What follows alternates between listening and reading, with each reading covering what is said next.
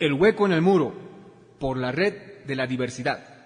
Vamos a hablar en esta oportunidad con una de las compañeras que ha sido parte de esta investigación y que pues ha entregado como resultado esta cartilla tan importante en estos momentos. Karen, querida, pedirte que saludes a la audiencia y nos cuentes un poquito acerca del trabajo que has venido realizando en torno a este tema. Muy buenos días a todos, a todas, y pues un gusto estar aquí en este espacio para compartir un poco lo que ha sido el proceso de investigación. Karen, querida, la cartilla que ustedes acaban de presentar tiene un título muy sugerente también, ¿no? Decidamos juntas o decidamos informadas respecto a créditos, respecto a todo lo que eso significa en territorios concretos, ¿no? Si nos puedes hablar un poquito acerca de ese proceso de investigación, cómo inicia, por qué han decidido tomar este tema de los créditos, porque el título ya sugiere que van abordando ese tema.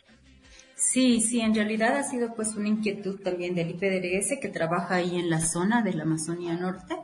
Entonces, la Amazonía Norte también tiene una característica, ¿no? De tener como esta práctica instaurada desde la época de la goma, ¿no?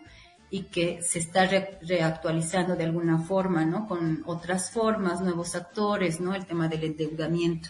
Entonces era una pues inquietud, ¿no? También del IPDRS para poder lograr también fortalecer a las comunidades, ¿no? En la reflexión, en las decisiones que ellos van tomando. La investigación, como tú dices, pues sí se ha realizado en los municipios de Gonzalo Moreno, en el Sena, en San Lorenzo y en Riberalta. Y pues sí, la idea era no solamente ver las cifras y las prácticas asociadas al endeudamiento y el ahorro, sino también comprender por qué, ¿no? O sea, cuáles son las decisiones, las tensiones que acompañan a estas prácticas y estas decisiones de endeudarse, ¿no? Entonces, el trabajo ha consistido, ¿no? Justamente en realizar tanto entrevistas, encuestas, talleres, ¿no? Con la población, que nos permite un poco reconstruir, ¿no? Cuáles son los condicionamientos estructurales que están reproduciendo la dependencia económica y que lleva también, ¿no? a generar, ¿no? Procesos de endeudamiento cíclicos. Como también, pero entender ciertas iniciativas locales que, más allá de contextos precarizados y extractivistas, pues también están apostando hacia formas más autónomas de economía, ¿no? Pues ese ha sido como básicamente el objetivo, ¿no? de la investigación, sin duda para enfocarnos, ¿no? En la realidad de la Amazonía ha sido importante también partir desde ciertas constelaciones conceptuales, ¿no? Que nos permita entender la situación de los territorios, ¿no? Y para eso es importante abordarlo desde la violencia económica estructural, ¿no? Entonces uno de nuestros acercamientos o nuestro lente ha sido pues entender cuál es esta violencia económica que sucede en la Amazonía para ver un poco también situar, ¿no? El fenómeno de la deuda más allá del ámbito financiero y comprender cómo la deuda está organizando tanto a los territorios como a las subjetividades, ¿no? Y está capturando futuros, ¿no? Porque todo el trabajo de las mujeres y de los hombres termina siendo atrapado y apropiado por quienes prestan dinero, ¿no? Entonces, sí se ha hecho se ha hecho una revisión, ¿no? De la situación de la Amazonía, ¿no? Que, pues, es una de sus constantes, ¿no? Que, pues, desde la época de la goma, con las prácticas del habíbito, ¿no? Del enganche, ¿no? De llevar población a estos territorios, ¿no? Adelantando víveres, asegurando casa, ¿no? Los barraqueros o los que eran como los que estaban, digamos, al mando de la producción gomera, pues terminaban enganchando a poblaciones en deudas cíclicas, ¿no? Entonces ellos controlaban no solamente la producción, sino también la comercialización de víveres, ¿no? De ropa, en las poblaciones, y eran pues dar fiado, digamos, de los comercios, y la gente terminaba endeudada, ¿no? Entonces habían ciclos de goma que terminaban sin recibir nada de dinero, porque pues todo era para pagar deudas y deudas y deudas previas, ¿no? Entonces hay deudas que incluso se heredaban, ¿no? De familia, de padres a hijos, ¿no? Entonces, este es un poco también del contexto histórico, ¿no? Que no puede ser entendido sin los procesos de extractivismo, ¿no? Que suceden en la Amazonía, ¿no? Y que si bien, digamos, han habido ciertos cambios, ¿no? En tanto muchas de las poblaciones no han logrado comunidades libres, han consolidado territorios, ¿no? No dejan de estar sujetos porque quienes siguen siendo los que ordenan lo productivo y la comercialización en la zona siguen siendo gente asociada a las barracas, ¿no? Entonces, son ciclos que se van reproduciendo, ¿no? También es importante entender que, pues, la misma deuda, ¿no? Es parte de un mecanismo de control del territorio, ¿no? Y es una forma de asegurar mano de obra, ¿no? Que se sigue reproduciendo, como decimos, desde la época de la goma, ¿no? Entonces son prácticas que se van a seguir repitiendo. También tenemos como, bueno, entender la financiarización de la vida, ¿no? O sea, que las poblaciones finalmente, pues en todo este tiempo, han estado sujetas a garantizar su reproducción también a partir del endeudamiento, ¿no? Porque, pues, primero que son producciones o economías muy estacionarias que dependen, como decimos, de la recolección de la castaña ahora, ¿no? Y con pocas posibilidades de otras producciones, ¿no? Más bien lo que está acercando cada vez a la Amazonía son más bien otros ciclos extractivos, ¿no? Como la explotación del oro o la explotación de la madera, ¿no? Que complejizan el territorio. Entonces, las familias muchas veces, al depender solamente de una producción estacional, sí tienen como etapas en las que pues no logran generar los recursos, ¿no? Los recursos necesarios para sostener a sus familias. Pensar otras producciones, primero, pues es difícil porque no hay un proceso, digamos, de que aporte o que apoye a una producción sostenible, ¿no? En esta parte de la Amazonía. Principalmente, pues, hay una dejadez en cuanto a los caminos, es una queja muy recurrente, ¿no? O sea, dices, puedes tener producción, pero si no tienes camino, ¿no? Que te permita sacar tu producción, pues se termina como quedando la producción ahí estancada y pudriéndose, ¿no? Entonces, son necesidades o son realidades productivas pues, que no se han visto a detalle y no ha habido una voluntad tampoco desde las autoridades, los gobiernos departamentales, nacionales, de resolverlo, ¿no? Y es un poco eso también, ¿no? Seguir reforzando estos ciclos de endeudamiento porque también así aseguran mano de obra y producto, que en este caso la castaña, a bajos precios, ¿no? Entonces, se ha estado como analizando todas estas situaciones y sí, o sea, han habido como algunos hallazgos que pueden ser interesantes, ¿no? Cómo se van desplazando nuevos actores, digamos, ¿no? Que van formando parte, ¿no? De toda esta trama sea de instituciones formales, informales, que están generando procesos de endeudamiento, ¿no? Tenemos ahí como los tradicionales, ¿no? Un poco que siguen estando las barracas o ahora, digamos, las beneficiadoras de castaña, que son los que más o menos despliegan a comerciantes que van a recoger la castaña y generan una suerte también, ¿no? De habilito, de adelanto de víveres para que entre las poblaciones, pero con compromiso de que le entreguen la castaña, no siempre en el mejor de los precios, ¿no?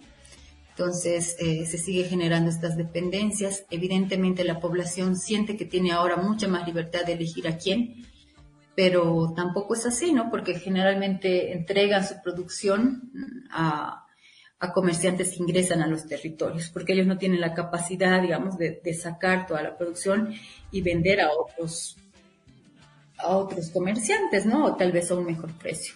Tampoco los campesinos participan en la fijación del precio. El precio es fijado por las beneficiadoras, los barraqueros, ¿no? Entonces hay muy poca participación de la población. Entonces tenemos a estos y que despliegan también toda una trama, ¿no? Por ejemplo, hay muchos que se asocian con casas comerciales, ¿no? De motos o electrodomésticos, ¿no? Que ingresan a las poblaciones ofreciéndoles de adelanto una moto, un televisor, un refrigerador, y pues les dan como adelanto y ellos se comprometen a ir pagando con lo que salga de la zafra, ¿no? Entonces también hay como esta sujeción a través de ciertos bienes que si bien pueden ser necesarios, también son como bienes que terminan atrapando, ¿no? a la misma población en estos círculos de endeudamiento. Y muchas veces, ¿no? Al no poder pagarlos, pues terminan perdiéndolos, ¿no? Devolviéndolos a las casas comercializadoras o fiándolos o vendiéndolos a menor precio de los que habían adquirido, ¿no? Entonces son redes como que se complejizan con esto. Y también tenemos como, no sé, el banco, que si bien tiene menores tasas de interés para la población, pues todavía sigue siendo difícil para la población acceder, ¿no? Por los mismos requisitos que ellos piden, ¿no? Entonces ellos piden ciertos requisitos que la población no siempre cuenta, como un ingreso estable, ¿no? Como tener una boleta de pago mensual, ¿no? Entonces, o poner su territorio como garantía, ¿no? Entonces son cosas que no se pueden hacer. Y que la población nota, pese a que su tasa de interés puede ser un poco más barata, ¿no? Y también un nuevo actor que pues sí está creciendo de manera pues importante en la Amazonía son los préstamos gota a gota, ¿no? Que en algunos lugares se llaman pues los préstamos de los colombianos, que son préstamos diarios, ¿no? Y que claro, haciendo como con tasas de interés muy altas realmente, ¿no? Para la población, pero que finalmente para la población son como la posibilidad de un crédito de acceso muy rápido, sin ningún trámite, sin ninguna garantía, ¿no? Entonces muchas veces la población, en especial las mujeres, ¿no? Que también son las que están como lidiando con la reproducción diaria de las familias, adquieren estas deudas, ¿no? Y no es que sean préstamos grandes, pueden ser desde 100, 200, hasta 500 bolivianos, ¿no? Y para solventar cosas básicas de la reproducción familiar. Entonces son estos nuevos actores que complejizan, ¿no? Y la idea también era mostrar un poco de manera comparativa, ¿no? Si vamos a elegir una deuda, ¿no? Si realmente no hay la posibilidad, ¿cómo podemos también hacer una mejor elección, ¿no? Porque claro, el pago diario uno no siente tanto, pero termina pagando altas tasas de interés, ¿no? Entonces, se ha estado como trabajando con esto. Hay como datos interesantes, ¿no? También de por qué la gente se endeuda, ¿no? Y principalmente, pues son cuestiones para reproducir la vida cotidiana, ¿no? No, muy pocas, digamos, ¿no? Utilizan como los préstamos que tienen para alguna inversión productiva, ¿no? Entonces, la mayoría recurre a estos préstamos para realmente solventar la vida. Y esto es algo que pues comentaban, ¿no? Las mujeres en especial, principalmente por el encarecimiento de la vida en este último tiempo, ¿no? A partir del tema de la escasez de dólares, que hace que la especulación en los mercados, el tema de combustible en la Amazonía, que ya es un poco difícil acceder a él, pues el combustible es mucho más caro, ¿no? Entonces, posibilidades de desplazamientos, de comercializar su producción, pues se eleva también, ¿no? Entonces, claro, ellos van viendo que la economía va a estar como más compleja, ¿no? Y más ahora también en este contexto de cambio de gobierno en el que no se sabe muy bien qué va a hacer, ¿no? Y que las poblaciones también ven un poco como con expectativa de lo que vaya a suceder, ¿no? Y ahí pues también nos dejan como otras reflexiones, ¿no? El pensar ahorita esto, porque pues no sé, estas ideas que se han ido lanzando en la campaña, por ejemplo, de eliminar los territorios colectivos, también implican como dejar más a la deriva a las poblaciones, ¿no? En tanto, si los territorios colectivos se individualizan, puede haber una tendencia de las familias a querer, no sé, poner como garantía sus tierras para acceder a créditos, y es una forma que en muchos países de Sudamérica ha significado perder completamente la propiedad, ¿no? Entonces, a través de esta financiarización que cada vez la vida más precaria está llevando a las poblaciones. Entonces, sí es un poco complejo, ¿no? Creo que es importante también prestar atención a lo que va a suceder en este tiempo, ¿no? Al menos sobre cómo va a afectar a las economías en estas regiones. Karen, te habla Santos de Santa Cruz. Hemos estado escuchando atentamente el resultado de esta investigación que han llevado adelante y nos llama la atención de cuánta población estamos hablando y si quienes recurren a este tipo de endeudamiento es mayor, es de carácter familiar, son más varones, son más mujeres, y por lo que señalabas, efectivamente, las modalidades de esta suerte de estar atados o atadas a la deuda, va más allá de lo que en el país conocíamos, ¿no? De esta suerte de endeudamiento hasta familiar, hasta de vida, que está vinculada a lo que señalabas, a la goma, porque los patrones eran prácticamente dueños de la vida de sus trabajadores, entre comillas, porque en realidad había una relación de servidumbre hasta de esclavitud. Y claro, en la actualidad, esto lo que nos señalas, estas distintas modalidades de endeudamiento, por supuesto, supera lo que normalmente conocíamos, y en el caso particular de esta suerte de endeudamiento de entidades que no necesariamente hablamos de entidades bancarias, pero me imagino que sí.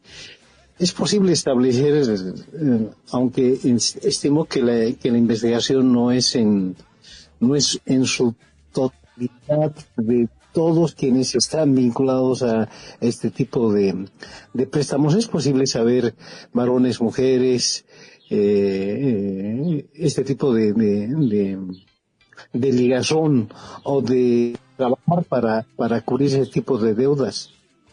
Sí, lo que sí, o sea, por ejemplo, para tener como los datos, sí se ha trabajado con encuestas y se han hecho 150 encuestas, ¿no?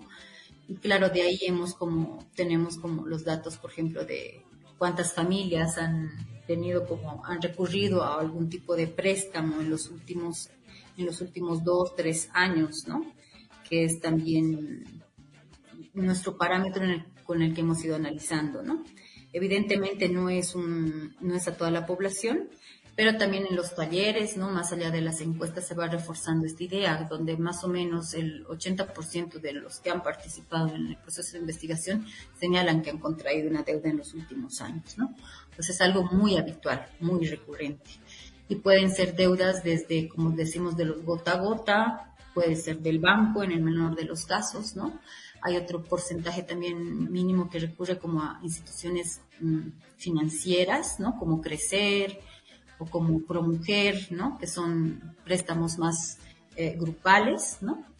Y también un montón de préstamos que se hacen como a los comerciantes que van a comprarles las castañas, que son, bueno, ellos a veces no lo entienden ni siquiera como préstamos, sino como adelantos, ¿no? Te dicen, bueno, me han adelantado en víveres o cosas, ¿no? Porque también su ciclo productivo es más o menos entre diciembre a marzo la zafra, que es donde pueden tener ingresos. Después entre marzo hasta abril, mayo hay como la zafrilla, que todavía hay un poco de castaña que pueden recolectar y les permite generar ingresos, y es en el periodo en el que empiezan con otras producciones. Pero la mayoría señala que más o menos en agosto se queda casi sin recursos, ¿no? Con los recursos que ha podido ahorrar de la zafra. Entonces, desde agosto, digamos, septiembre, octubre, noviembre, son meses como críticos para ellos, en los que ya van recurriendo a distintos tipos de préstamos, ¿no? Pueden ser préstamos del gota a gota, a comerciantes, a las mismas tiendas o comercios por sus comunidades o por el centro poblado, ¿no? Que van prestándoles víveres, ¿no? Y todo con la garantía de lo que van a generar en la zafra, ¿no? Entonces muchos terminan la zafra y es primero pues a salvar las deudas, ¿no? Pagarlas, entonces eso también reduce sus ingresos. Entonces es una práctica muy habitual. En el tema de cuántos, digamos, el porcentaje, digamos, de quienes se prestan más, si son mujeres, hombres, pues hay casi un- una igualdad, digamos, no son tanto las mujeres como hombres. Lo que sí señalan es que antes los que se prestaban más eran los hombres, digamos, ¿no? O sea, antes, por lo general, el que negociaba los préstamos eran los hombres, pero ahora son las mujeres también que ante la necesidad o las premuras, digamos, que pueden haber en la familia, pues ellas recurren a préstamos mucho más pequeños, que son los que generalmente hacen. Los hombres negocian con los, no sé, con los compradores de castaña, con las beneficiadoras, ¿no? Estas empresas grandes que procesan la castaña, o con otros, o con estas casas comerciales, mientras que las mujeres adquieren deudas principalmente de comerciantes locales, ¿no? Para víveres, para ropa, para materiales escolares o el préstamo gota a gota, ¿no? Entonces son las mujeres también las que están endeudándose para solventar estos gastos mucho más cotidianos y diarios, ¿no? Entonces sí tenemos como ahí los datos que han ido saliendo de la investigación, de cuáles son las razones, para qué se utilizan, ¿no? Eh, También hemos ido viendo un poco qué significa para ellos pagar la deuda, ¿no? O sea, tenemos ahí, por ejemplo, que la mayoría, ¿no? Casi el 42% señala de los encuestados de los 150 que ha sido costoso pagar, ¿no? Que han tenido que postergar otros gastos o otras necesidades para poder pagar, ¿no? Y pues es muy recurrente, ¿no? Esto. Y hay otros que señalan que incluso han tenido que prestarse para poder amortiguar las cuotas de sus préstamos, ¿no? Es algo que ellos les llaman bicicletear las deudas, ¿no? Entonces es como prestarte para pagar una deuda y volverte a prestar para pagar otra deuda, ¿no? Entonces son círculos así continuos de endeudamiento. Sí tenemos como estos datos que han ido saliendo, ¿no? En la investigación. Evidentemente la cartilla ha recogido como los elementos centrales, pero es una investigación más amplia, digamos, ¿no? Que nos permite ver también cuál es la situación actual. Karen, Karen, una otra consulta a propósito del tema de, bueno, hay varias modalidades de esta de la que refieres sobre el tema del préstamo o de cómo una persona se ata a este tipo de entidades o personas. El país está normado el tema del préstamo y fija en un 3% como máximo. Más allá de este 3%, entiendo que se conoce con el nombre de usura, que está fuera de lo legal. ¿Han podido establecer qué tipo de porcentajes en algunas modalidades, porque en otras probablemente no es posible establecer este tipo de criterio? ¿También se ha abordado o la investigación ha establecido esto? Pregunto. Sí, hemos como accedido un poco a esa información, digamos, cuáles son las tasas de interés que por lo general se cobran los distintos sectores. Evidentemente la normativa te señala, bueno, el marco legal que tenemos, ¿no? Para evitar la usura y todo eso, pero es algo que sucede, ¿no? Y hay créditos informales que es bien difícil como controlarlos, ¿no? Porque son informales y están sujetos a una decisión individual, digamos, ¿no? De acceder. Sí tenemos como, por ejemplo, el Banco Unión, si son como algún tipo tienen tasas más bajas, digamos, ¿no? Entre 11 a 20% anual, según si es productivo o comercial, ¿no? Hay instituciones como financieras de desarrollo, como Crecer y Promujer, que son una tasa media anual del 36%, ¿no? Anual. Y claro, hay las tiendas de comerciantes, pues que es una flexibilidad, ¿no? O sea, las tienditas o los comerciantes a crédito, ellos van fijando, ¿no? Cuánto les fijan. Y los prestamistas gota a gota tienen como una tasa del 20%, que si hacemos, digamos, o sea, una traspolación a cuánto sería anual, es un 300%, ¿no? Entonces, claramente sí, o sea, es desproporcional, ¿no? A lo que incluso pagarías en el banco, ¿no? Entonces, pero como se hace un pago diario, porque son préstamos a 24 días, ¿no? Que pagas cada día, entonces no sienten mucho, ¿no? Y generalmente son amas de casa, las mujeres que tienen algún tipo de negocio de venta de comida, venta de refresco, ¿no? Alguna actividad que les genera un ingreso diario, las que adquieren estos tipos de préstamos, pues van pagando cada día. Ellas mismas, ¿no? O sea, hay en algunos casos, en algunas de las regiones, también viendo otras estrategias que señalan y dicen que se dan cuenta de cuánto significa, ¿no? El gota a gota. Pero tener como estas estimaciones que hemos logrado, como hacer cuánto significará una tasa anual del préstamo gota a gota, que es realmente desproporcional, puede también ayudar a la población, ¿no? A tomar mejores decisiones. Tampoco la idea es como culpabilizar para nada a las poblaciones, porque entendemos que son necesidades básicas, ¿no? Entonces, son respuestas estructurales que deberíamos dar a estas poblaciones y a estos territorios, ¿no? Entonces, sí ha habido mucho de esos datos también, ¿no? Que han sido parte de la investigación. Karen, mencionabas hace rato también acerca de la identificación de causas estructurales que conducían a esta situación, ¿no? Y cómo de alguna manera la historia también como no sé si predisponía, pero normalizaba también estas acciones, ¿no? De endeudamiento, donde no se entiende una vida, pues, especialmente económica productiva, sin depender de estas, pues, deudas, de estos financiamientos externos que puedan conseguir para poder seguir reproduciendo la misma. Ante eso, también se sabe, y no sé si ustedes también han podido identificar en la investigación, seguro que sí, que si bien los préstamos podrían salir a nombre de los compañeros, muchas veces pues ellos también terminan desapareciendo y quien termina asumiendo el costo de esa deuda son las compañeras conjuntamente a sus familias, ¿no? ¿Cómo se ve esa situación en ese territorio por una parte? Y por otra ya, digamos, para ir viendo, también mencionabas posibles alternativas. ¿Cómo se entienden estas posibles alternativas? ¿Son de manera individual, son de manera colectiva? O por dónde debe ir, ¿no? Y ahí también mencionabas estas otras que decías, no tratamos de culpabilizar a las personas que acceden a estos créditos, porque se entiende que son necesarios, sino no corrían a los mismos, ¿no?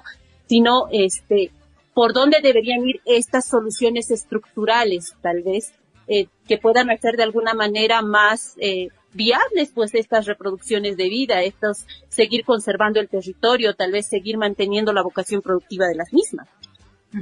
Sí, uno de los, como señalas, ¿no? O sea, estas comunidades indígenas campesinas han estado históricamente subordinadas, ¿no? A formas de explotación que no solamente están precarizando las condiciones actuales de vida, sino que restringen la posibilidad de una autonomía colectiva e individual económica, ¿no? Entonces, restringen la posibilidad de esta, ¿no?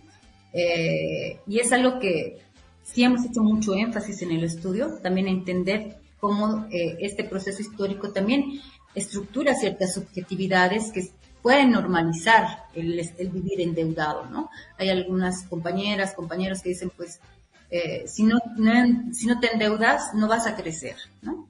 Entonces, si bien es cierto que puede ser la deuda como una base para poder fortalecer cierta producción familiar, por cómo se dan y por los patrones de consumo que también se instalan, ¿no? Que están sujetos a mercancías, a generar necesidades que no siempre son necesidades, sino que son más deseos, pues también es mucho más complejo el analizar. Sobre la otra pregunta, sí sucede mucho, ¿no? O sea, de que hay veces que pueden asumir deudas los compañeros o sus parejas, ¿no? Las mujeres terminan asumiendo, ¿no? El pago de las deudas más allá de que desaparezcan, sino también porque hay como algo que ha salido también mucho en la investigación y era como lo que ellos llaman el boleo, que está muy asociado al consumo de alcohol, ¿no? El consumo de coca asociado mucho al consumo de alcohol y que cada vez está siendo mucho más recurrente, ¿no? Y haciendo un análisis también de cuánto significa ese boleo, claro, o sea, ellos sacaban como cuánto destinamos al boleo en una economía familiar que está bien precarizada, ¿no? Entonces, situaciones como estas, ¿no? Más allá de que el abandono, ¿no? Sino el consumo problemático del alcohol, ¿no? O el hecho de que muchas veces los hombres son los que se desplazan para trabajar en en otras zafras o en el tema de la minería, ¿no? Entonces dejan a las mujeres como con la tarea de resolver, ¿no? No solamente el cuidado, sino también el asumir las deudas, ¿no? Entonces sí es algo como que sucede y es conflictivo para las mujeres, ¿no? También vemos, pero que las mujeres